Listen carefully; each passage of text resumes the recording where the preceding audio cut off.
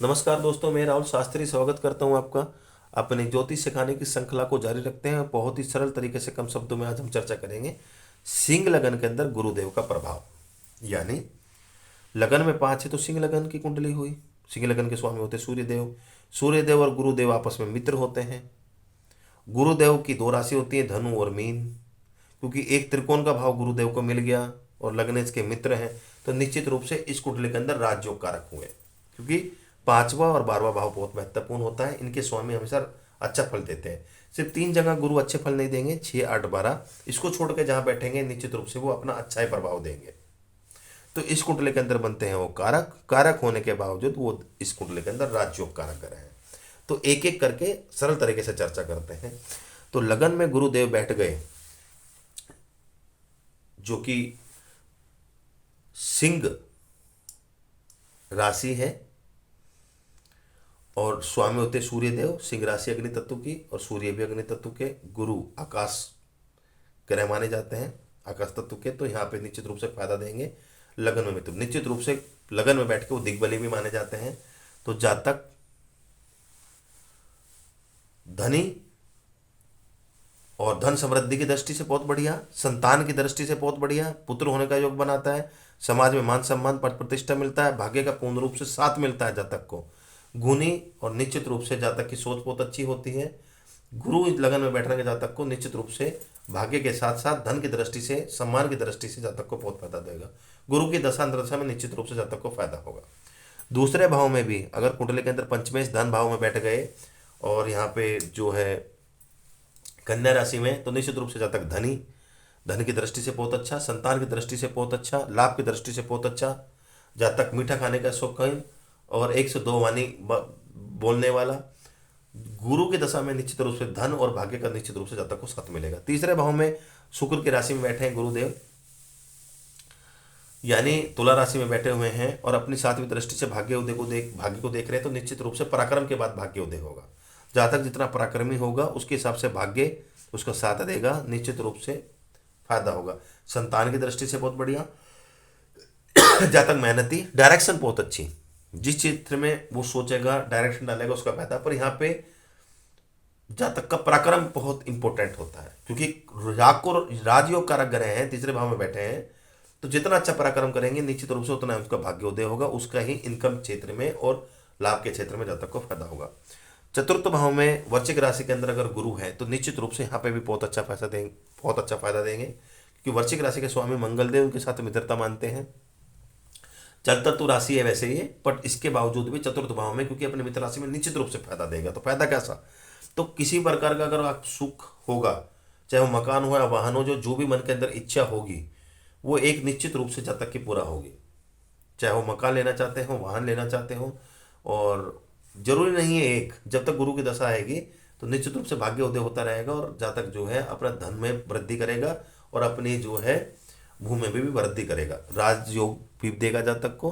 निश्चित रूप से इनकम के क्षेत्र में बहुत बढ़िया, बिजनेस व्यापार नौकरी के क्षेत्र में बहुत अच्छा। ऑब्स्टेकल्स जातक को खत्म होगी और बाहर जाने के भी जातक के योग बनेंगे। पंचम भाव में गुरु अपने खुद की राशि का बहुत अच्छा प्रभाव देंगे यहाँ पे गुरुदेव। तो यहाँ पे संतान के बाद भी भाग्योदय होता है। जातक अपनी मेहनत से अच्छी शिक्षा प्राप्त करता है। शिक्षा के क्षेत्र में जातक बहुत अच्छा प्राप्त करता है। समाज में मान सम्मान प्रतिष्ठा प्राप्त करता है। जातक जो है बिजनेस के क्षेत्र में और बिजनेस के ऊपर लाभ बहुत बढ़िया करता है। खुद जातक में समाज में मान सम्मान के साथ साथ जातक खुद बहुत समझदार होता है। और चंद्रमा का संबंध अगर गुरु से मिल जाए तो समाज में एक बहुत अच्छा व्यक्ति समझा जाता है। संतान के बाद विशेषकर उसका भाग्योदय होता है। शनि अगर यहाँ पे बैठ जाए तो लव मैरिज होने के भी योग बन जाते हैं। कुंडली में शनि अगर गुरु के साथ बैठ जाए तो लव मैरिज होने के योग बन जाते हैं। छठे भाव में गुरु निश्चित रूप से रुकावटें पैदा करेगा, पेट को लेकर दिक्कत पैदा करेगा।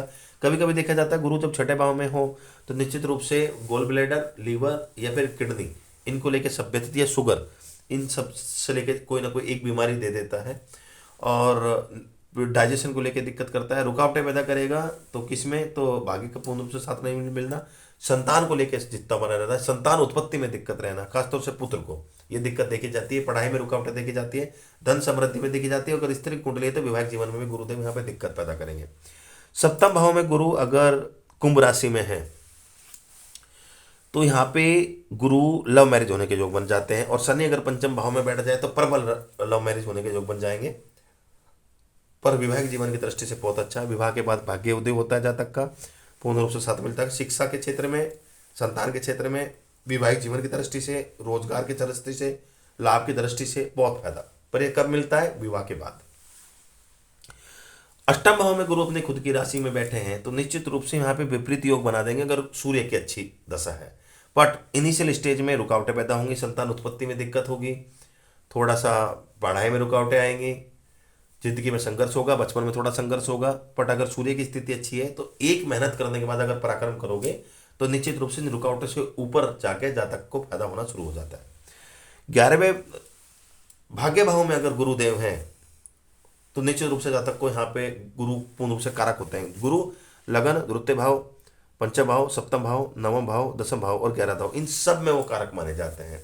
तो कुंडली के अंदर गुरु बहुत महत्वपूर्ण होते हैं क्योंकि धन समृद्धि संतान के कारक माने जाते हैं। तो 11वें भाव, नवम भाव में अगर गुरु बैठ गए तो भाग्य का उदय करेंगे, भाग्य के जातक को साथ मिलेगा, धन का साथ मिलेगा, समृद्धि का साथ मिलेगा, संतान का साथ मिलेगा, पढ़ाई का साथ मिलेगा, शिक्षा का साथ मिलेगा, मान सम्मान, पद प्रतिष्ठा, रोजगार के क्षेत्र में भी जातक को फायदा होगा।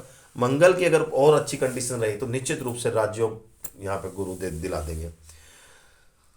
दसम भाव में अगर गुरु है तो रोजगार के क्षेत्र में जातक को फायदा होगा, सुख की दृष्टि से बहुत अच्छा होगा, धन की दृष्टि से अच्छा होगा, कुटुंब के साथ अच्छा होगा, ऑब्स्टेकल्स के ऊपर विजय करने वाले। हालांकि डाइजेशन को लेकर थोड़ी सी दिक्कत गुरु यहाँ पे पैदा करा सकते हैं। अगर यहाँ पे शुक्र गुरु के साथ बैठे हैं या शुक्र की और अच्छी इस पे आते थे, जिंदगी के अंदर सभी प्रकार के सुख जातक को गुरु दे देंगे। एकादश भाव में गुरु मिथुन राशि के अंदर तो निश्चित रूप से यहाँ पे भी गुरु कारक होते हैं। तो यहाँ पे भाग्य की दृष्टि से, संतान की दृष्टि से, लाभ की दृष्टि से, रोजगार की दृष्टि से जातक को फायदा होगा। जातक को अपने सगे संबंधी, मित्रों और पड़ोसियों के साथ साथ बड़े भाई बहनों से भी लाभ होगा निश्चित रूप से। धन समृद्धि में भी बना रहेगा, पुत्र होने का योग बनता है, यहाँ पे एक पुत्र होने का निश्चित रूप से योग बनता है। विवाहिक जीवन की दृष्टि से बहुत बढ़िया। 12वें भाव में गुरु जरूर हानि करेगा, तो पीड़ा देगा, भाग्य की हानि करेगा, संतान को लेकर दिक्कत बनाएगा, पढ़ाई में दिक्कत पैदा करेगा, समृद्धि में दिक्कत देगा, रुकावटें पैदा करेगा, मानसिक शारीरिक रूप से तकलीफ देगा, डाइजेशन को लेकर भी दिक्कत करेगा। तो ऐसे में 6, 8, 12 में गुरु के बीज मंत्र करें। गुरु के बीज मंत्र आप कहीं पे भी कर सकते हैं अगर उनकी डिग्री कम है। 6, 8, 12 में विशेष कर करें। बृहस्पति के 6, 8, 12 में उनका रतन मत पहने। अगर वो कुंडली के अंदर और कहीं बैठे उनका अंश कम है तो आप जो है गुरु का रतन पहन सकते हैं, पुखराज। पर 6, 8, 12 में है तो आप उनका बीज मंत्र करें, दान ना करें। पर उनकी डिग्री कम है तो उनका आप रतन पहन सकते हैं, पुखराज, अगर कहीं पर भी है। तो दोस्तों, वीडियो अगर अच्छी लगी हो तो लाइक करना, चैनल को सब्सक्राइब करना मत भूलिएगा। धन्यवाद।